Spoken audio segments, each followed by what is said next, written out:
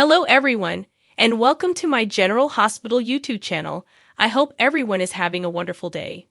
Before we begin, please hit the subscribe button and give this video a thumbs up. Dex heard someone knock on his door and got ready by grabbing his rifle. He opened the door for Jocelyn after hearing her cry out to him. He told her the story of Sonny believing Dex was a rodent since she had been worried and wondering where he had been. Reminding Dex that Sonny was who he was and what he did was Jocelyn. She understood that Dex was no longer under Sonny's control, but Dex reasoned that Sonny, another mob family, the DA, or the feds would all be trying to get rid of him for the knowledge he possessed on Sonny's organization. He reasoned that Sonny could only ensure Dex's silence by getting rid of him. Dex was told to run by Jocelyn, but he was reluctant to part from her. His refusal to accompany her was based on the fact that her whole world was at Port Charles. She reasoned that there could be an alternative, so she planned to try speaking with Sonny. She kissed him and insisted that she could make things right. She left after giving him the command to stay there. He made sure his revolver was loaded once she had left.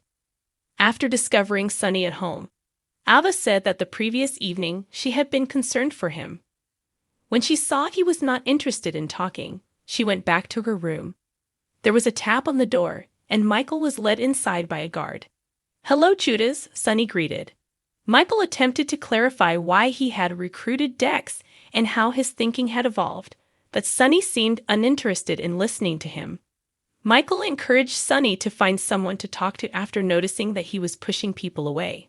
When Michael had left, Ava came out and acknowledged that she had heard most of the talk. Though Ava admitted that Dex had saved their lives, she reasoned that Sonny would be unlikely to let Dex go because of his extensive knowledge.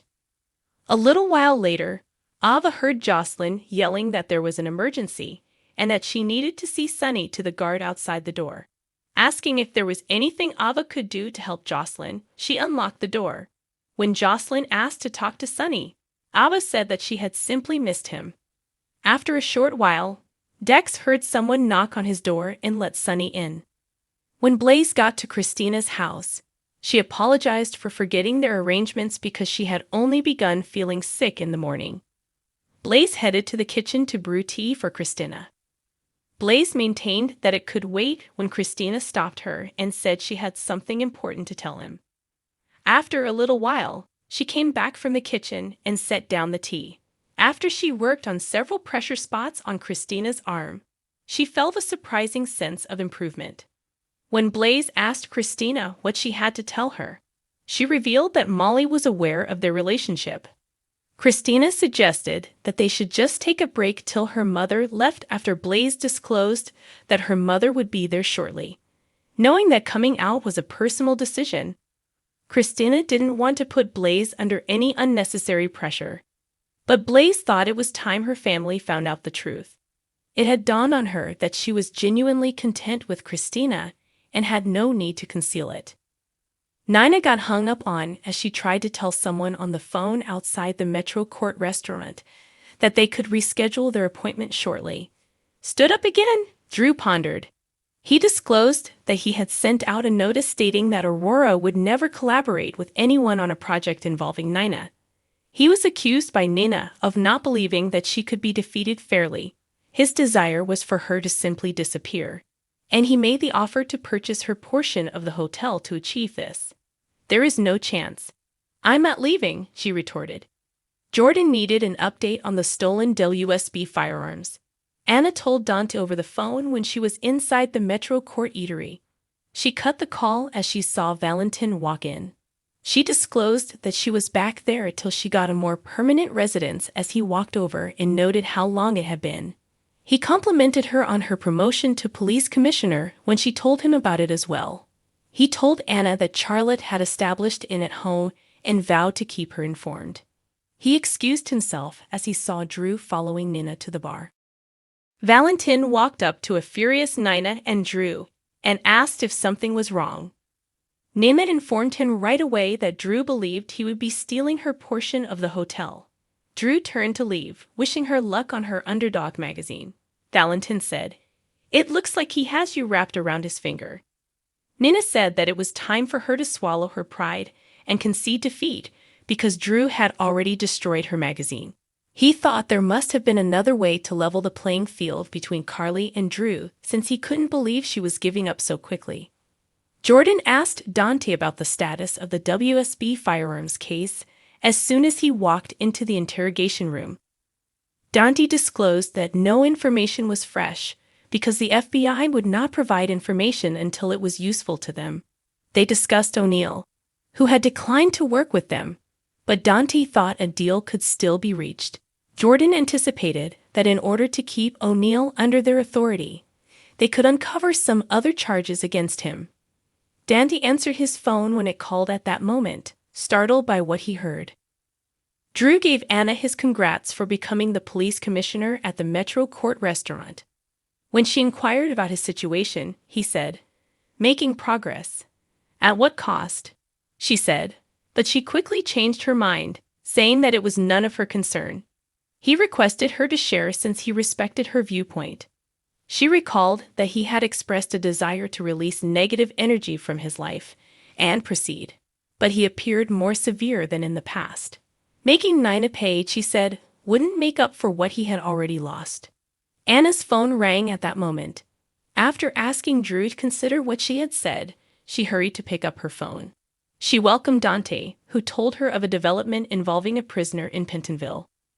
Anna showed up at the police station shortly after that. Jordan informed her that a prisoner had died after an attack on a prisoner transport. Olivia Jerome was that inmate. When Drew got back to the Metro Court restaurant, Nina was furious. He was adamant that he had made the hotel offer in good faith. She was tired of him always underestimating her, as she accused him of doing. He was going to regret interfering with her in the first place, she said, rejecting his deal. Valentin called someone outside the restaurant and made a suggestion. Fans of General Hospital are left wondering about Michael E. Knight's future at the program due to certain recent story developments, according to spoilers. It makes sense that Martin needs some time to heal from his broken heart and lick his wounds. Martin broke up with the woman he loves when Tracy Quartermaine plotted revenge against Lucy Coe, but he later had second thoughts after learning the truth. Unfortunately, by the time Martin tracked down Lucy to apologize, she had already started seeing Scott Baldwin, Ken Shiner. Martin cannot even look at Lucy at the moment, but he stood by his choice to part ways. Martin told Laura Collins he was just a phone call away, but he was leaving town for an extended amount of time after finalizing the adoption paperwork for Ace Cassadine. What does all this signify for Martin's status, given that Lucy was unable to reach him prior to his departure from Port Charles? Given that Michael E. Knight has been known to take lengthy absences in the past, it's probable that this is a one-time occurrence and that he will return in the future. But Knight appears to be out for the time being, so this should be his last GH exit. Since there are always too many characters on the show, perhaps this is their attempt to pare things down a little. After all, Steve Burton's Jason Morgan will undoubtedly take up a lot of screen time during his impending comeback arc. It is easier to concentrate on the main characters when superfluous supporting characters are written out, which may be the case with Martin. Naturally, Marty is still enjoyable, and a lot of admirers will be sad to see Michael E. Knight go. Luckily, Port Charles constantly needs lawyers, so there's a decent chance Martin will come back eventually to take on more legal drama. Keep checking back for updates on any other comings and goings, as spoilers for General Hospital suggest that there may be more cast changes in the pipeline. For the most recent General Hospital spoilers, news, and updates, CDL is the place to be. Check back often for further GH information. Thanks for watching if you like this video. So please don't forget to subscribe my channel and don't miss any update.